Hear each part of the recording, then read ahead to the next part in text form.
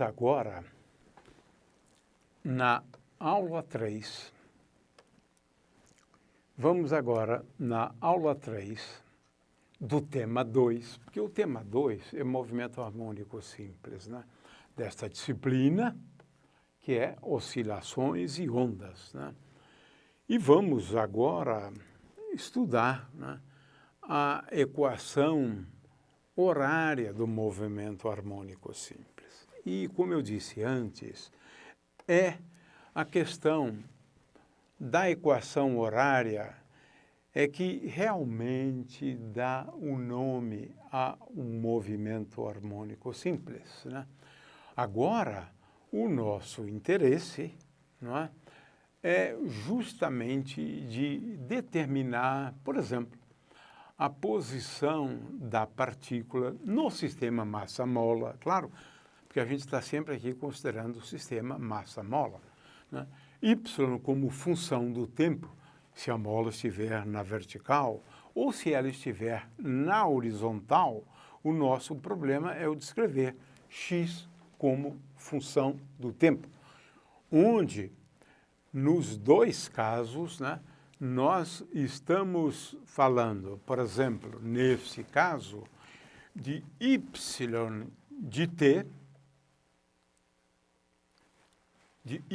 de t determinado a partir da posição, da nova posição de equilíbrio da mola, né? Ela pode ir tanto para cima quanto para baixo, né?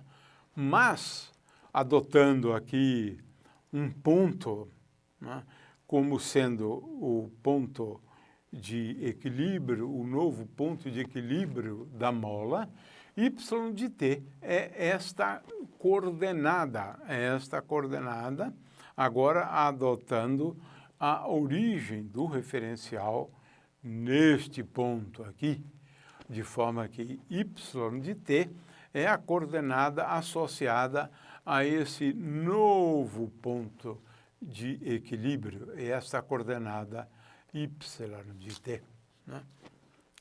Muito bem, vamos então começar com a equação horária da posição. É claro que fica difícil para o aluno entender de onde vem essa equação horária. E ele tem toda a razão de reclamar, né? Porque aqui nós colocamos uma equação horária. Escrevemos x de t igual a A vezes cosseno de ômega t mais θ zero. Esta aqui é, a rigor, a equação horária da coordenada x, que dá a posição da partícula. Escrevemos. Ora, essa equação horária é que dá o nome do movimento harmônico simples, porque são movimentos onde as equações horárias são escritas em termos da função cosseno e seno. A gente só usa essas duas funções. E é isso que caracteriza o movimento harmônico simples, né? Movimento harmônico simples. O movimento harmônico simples é aquele no qual nós desprezamos as forças viscosas, desprezamos as forças de atrito. Por isso ele é simples. Se eu colocar o efeito dessas forças, o movimento não é nada simples. Posso assegurar a vocês. Muito bem. Então, esta aqui pode ser, veja só que coisa curiosa, muitas vezes nós adotamos esta equação horária como a definição do movimento harmônico simples. Pode ser adotado como tal. Mas esta equação horária, ela pode ser deduzida a partir da segunda lei de Newton. Força igual a massa vezes aceleração. Mas eu daria os argumentos, mas eu precisaria usar o cálculo diferencial e integral, que os alunos ainda não têm uma plena compreensão dessa área da matemática ou dessa ferramenta matemática tão útil para a física. De forma que, a partir da segunda lei, se pode provar que a solução do movimento harmônico simples, a solução da segunda lei de Newton, que é uma equação diferencial, leva a esta solução. Portanto, não há como explicar isso para vocês. De certa maneira, podemos definir o movimento harmônico simples como aquele movimento para o qual a coordenada importante, pode ser o ângulo θ no caso do pêndulo simples, né? Depende desta forma com o tempo, utilizando funções harmônicas. A que comparece aqui, eu destaquei, é a amplitude do movimento. Por que é a amplitude do movimento? Porque a função cosseno, o maior valor dela é 1 mais 1. Ponto. Então, a distância máxima é A. O menor valor da função cosseno é menos 1. Portanto, x vai variar de menos A até mais A. Como expliquei antes, é a amplitude. Portanto, este A que está ali é a amplitude. Agora, é claro que quando a gente emprega a função seno e a função cosseno, a gente sempre precisa especificar, né,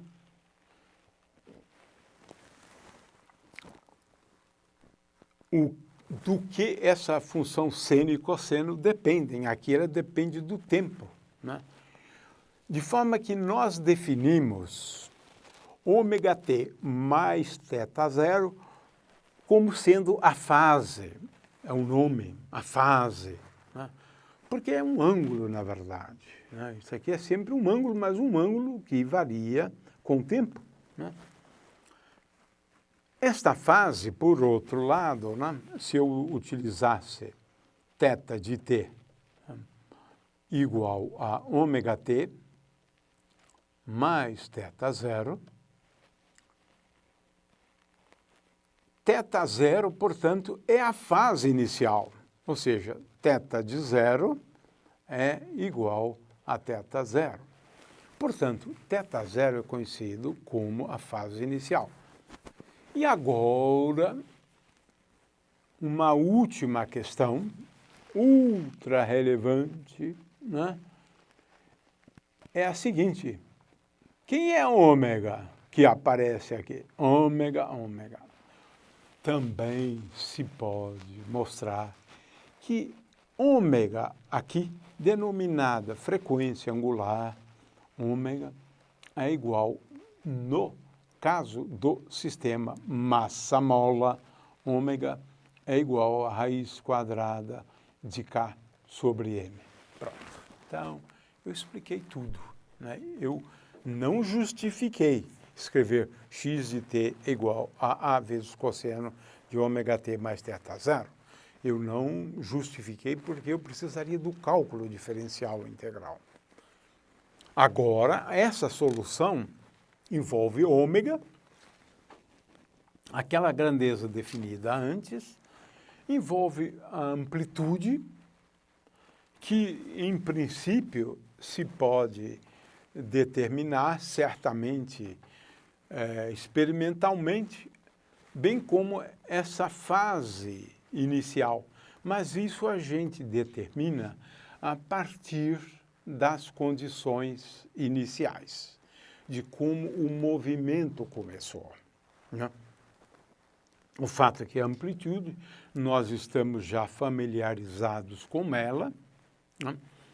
E agora, aqui eu tenho um gráfico da função x de t. X de t. Nesse caso, é curioso isso, né? Porque, utilizando a função a cosseno de ômega t, neste gráfico aqui, temos uma situação curiosa, porque a fase inicial é igual a zero. Olha só. Por quê? X, né? Veja, eu vou ressaltar isso aqui só para não haver margem a dúvidas, né? Veja, aqui eu tenho o eixo X, né? E aqui o eixo T, nas abscissas, né? O eixo T. De forma que, para T igual a zero, de acordo com esse gráfico, X é igual a que é exatamente a amplitude. Portanto, a fase inicial é igual a θ zero. À medida que o tempo passa, veja-se que o valor de x vai decrescendo. Vai decrescendo. Aqui está, né? Este valor de x vai sempre diminuindo, né?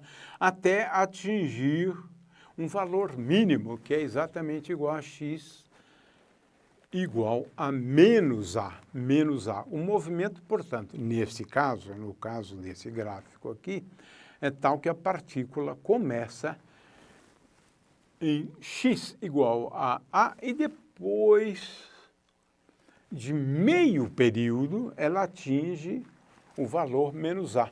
A partir daqui, x cresce até atingir de novo o valor x igual a A. Depois de mais meio período, atinge este valor aqui. Esse é um gráfico típico, né, da função cosseno. Só que, neste caso, estamos falando de um movimento para o qual a fase inicial é igual a zero, né? Agora, o que é interessante observar, né, é a questão do período. É claro que eu precisaria analisar a velocidade também, mas se eu analisar os dois juntos, né, eu vou me perguntar para um instante de tempo t maiúsculo, que é o período, tal que x, veja, tal que x depois de um período é igual ao x inicial. Ou seja, depois eu começo num instante de tempo t e depois de um tempo t mais o período, o x é o mesmo. Se a gente olhar aqui para a figura, a gente vê isso. Depois de um período, o x é o mesmo que começou, por exemplo, no instante de tempo t igual a zero, mas poderia também ter considerado este ponto aqui. Olha, este ponto, depois de um período, acontece a mesma coisa, né? Porque aqui é importante tomar um pouco de cuidado, porque, na verdade, o que importa é que a velocidade, né, seja também iguais, né? Porque aqui, na verdade, tem 3 pontos que tem x igual a A. Mas, de qualquer maneira, o fato é que agora, se eu me perguntar, né, qual é o valor de ômega-t para que isto aconteça? A função cosseno é uma função periódica de período 2π. Portanto, a condição é ômega-t igual a 2π. Portanto, eu tenho uma relação entre aquele parâmetro, que é a frequência angular, que a gente já sabe, que é igual a raiz quadrada de k sobre m, isso é ômega. Então, aqui eu tenho uma relação entre ômega e o período. Portanto, eu determino o período. Ora, é bem simples, né? Período, portanto, é igual a 2π dividido por ômega, que é igual a 2π dividido por raiz quadrada de k sobre m. É isto, no caso do sistema massa-mola, né? A frequência angular, como eu apontei antes, né, ela é dada de uma forma bastante simples, né, pela relação ômega é igual a raiz quadrada de k sobre m, porque o ômega ao quadrado é igual a k sobre m. Eu estou apenas recapitulando, né? E é claro que a frequência agora, né, ela é igual a 1 sobre t, né? Mas, veja, esse 1 sobre t, né, lembrando antes, né, que ômega vezes t é igual a 2π, né? Então, veja que T, né? T é igual a 2π dividido por ômega. Portanto, 1 sobre t, que é o que eu preciso aqui, é igual, agora eu estou é igual a, invertendo, ômega, né, sobre 2π. E agora eu substituo lá, né?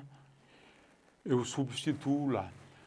Portanto, veja, t é igual a 2π sobre ômega, e invertendo, né, 1 sobre t é igual a ômega sobre 2π. O que eu vou concluir é o seguinte, é que ômega é igual a 2 vezes π vezes f. 2 vezes π vezes f. De onde vem isso? Substituindo aqui, eu obtenho, né, ômega sobre 2π. Então, 2π vezes f é igual a ômega. E tenho também uma expressão, portanto, para frequência, né, em termos de ômega, né, ou em termos do inverso do período. É claro que a frequência aqui é igual a ômega sobre 2π. Né? O que nós temos? Que a frequência é igual a ômega, mas ômega é raiz quadrada de k sobre m, né? Dividido por 2π. Né? É claro que posso escrevê-la também como o inverso do período, mas essa é uma grandeza importante, assim como o período que nós já determinamos antes. De forma que, no sistema massa-mola, eu escrevi a equação horária para o sistema massa-mola e, a partir da equação horária, eu determinei uma relação entre a frequência angular, que é igual a raiz quadrada de k sobre m, e o período. E, a partir daí, uma expressão para o período como função da frequência, ou a frequência como o inverso do período, ou a frequência e sua relação com a frequência angular.